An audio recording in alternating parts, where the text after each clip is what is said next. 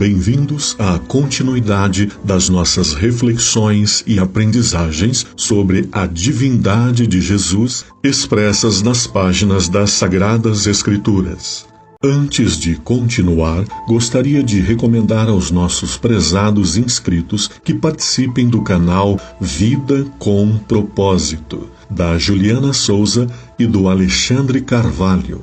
São dicas e recomendações muito importantes para que você e sua família consigam manter saúde plena. Participe e obtenha informações extremamente importantes para um viver saudável. E no dia 27 de junho será lançado no canal Vida com Propósito o projeto Princípios para Viver Plenamente em 12 Passos. Dia 27 de junho no canal Vida com Propósito. Capítulo 1, parte 8. No final da parte 7, concluímos falando sobre a escola do Trinitarianismo, a qual ensina que Jesus é a segunda pessoa da Santíssima Trindade. Pois bem, essa doutrina tem sido alvo de discussões infindáveis desde os primeiros séculos do cristianismo, sendo que sempre houve um ou outro segmento cristão, liderado por teólogos expressivos de sua época, que chegavam a conclusões contrárias à crença e ao ensinamento bíblico da existência de um Deus trino, e que ensinavam amplamente essas suas teorias. Com isto, o antitrinitarianismo conquistou determinados espaços em segmentos religiosos, sendo que em nenhum tempo ou lugar conseguiu se firmar como doutrina consagrada. Apesar dessas intromissões malignas no transcorrer da história, que tinham como principal intenção inferiorizar a pessoa de Jesus Cristo, o trinitarianismo, a um Deus expresso em 3 pessoas distintas, sempre se manteve como base sólida da fé cristã, sendo defendido vigorosamente, primeiro, pelos próprios apóstolos de Jesus Cristo até o fim do primeiro século, na pessoa de João. Segundo, pelos pais da Igreja, mais especificamente pelo segmento que se manteve fiel às doutrinas originais apostólicas, como a Igreja e a liderança cristã da Antioquia, por exemplo. Terceiro, pela própria Igreja Católica Apostólica Romana em toda a Idade Média e até aos dias de hoje.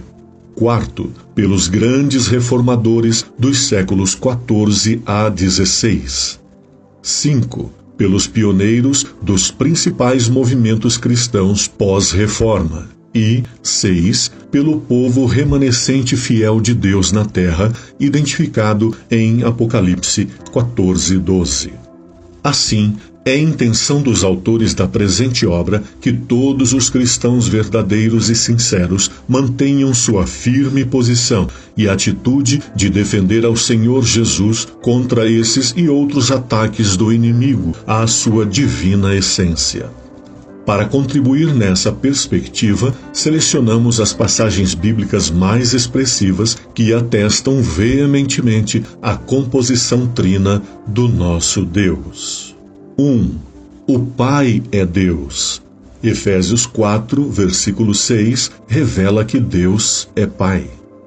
2. O Filho, Jesus, é Deus.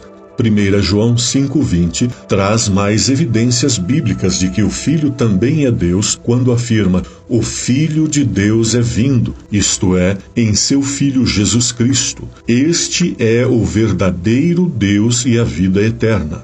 E também em Isaías 9,6, dizendo-se claramente que Jesus é Deus. Porque um menino nos nasceu, um filho se nos deu, e o governo estará sobre os seus ombros, e o seu nome será maravilhoso, Conselheiro, Deus forte, Pai eterno, Príncipe da paz. 3. O Espírito Santo é Deus.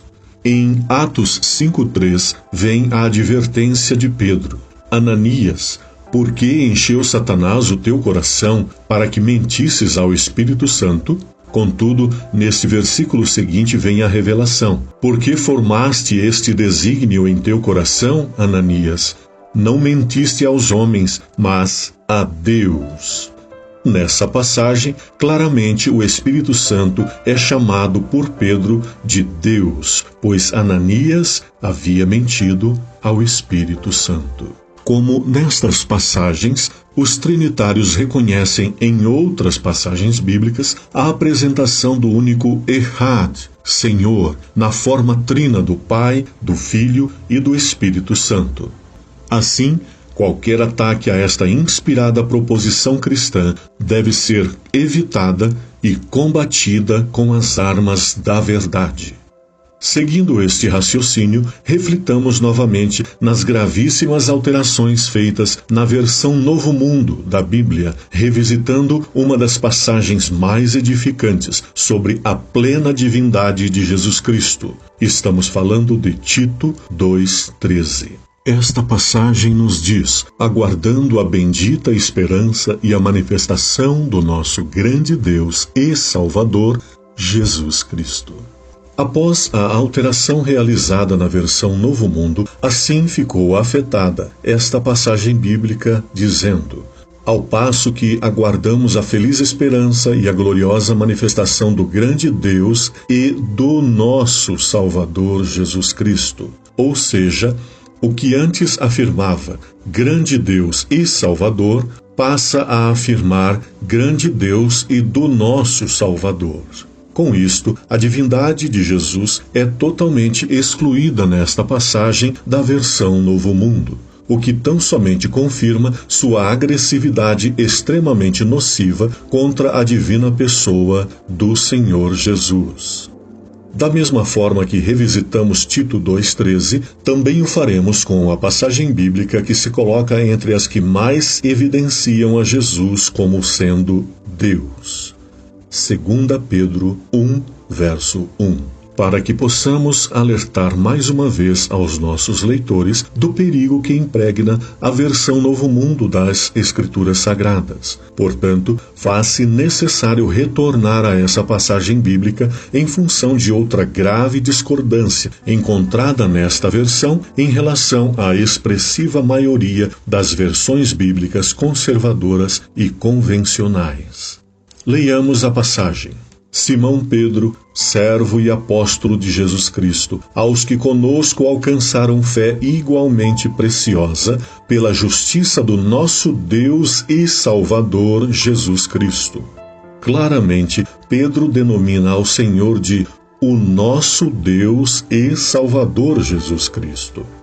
Na versão Novo Mundo, esta passagem sofreu uma alteração extremamente comprometedora, pelo fato de trazer o texto da seguinte forma: Simão Pedro, servo e apóstolo de Jesus Cristo, aos que conosco alcançaram fé igualmente preciosa, pela justiça do nosso Deus e do Salvador Jesus Cristo.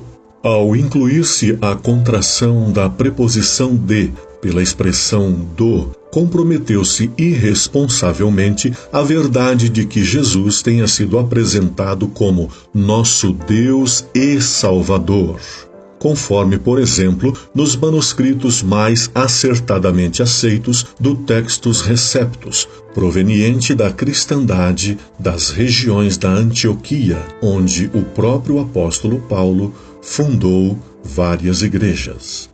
Na próxima parte deste capítulo, analisaremos 2 Pedro 2, verso 1, em versões antigas e consagradas da Bíblia, as quais trazem o texto original devidamente preservado.